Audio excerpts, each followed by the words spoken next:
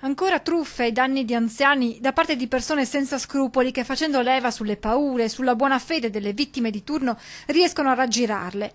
Il primo episodio è accaduto lunedì mattina a Motta di Livenza. Una donna di 78 anni è nella sua abitazione quando squilla il telefono. Dall'altra parte della cornetta un sedicente poliziotto le informa che il figlio è rimasto vittima di un incidente stradale e che sono necessari dei soldi per le pratiche assicurative. Pochi minuti più tardi suona il campanello di casa un uomo che dice di essere passato per riscuotere i soldi. L'anziana, angosciata, consegna al malfattore 1.000 euro in contanti e gioielli per lo stesso valore.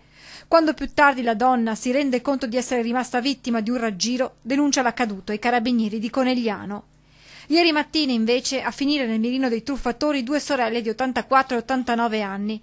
Alla porta della loro abitazione di Castelfranco si presenta un uomo che, fingendosi un tecnico dell'azienda del gas, spiega di essere passato per un controllo all'impianto. Poco dopo arriva un altro uomo, che si capirà poi essere complice del finto tecnico, spacciandosi per un agente della polizia. Dice di dover effettuare un sopralluogo. Nella confusione del momento le due sorelle non si accorgono che i truffatori riescono a prelevare dalla loro camera da letto 6.000 euro in contanti per poi andarsene.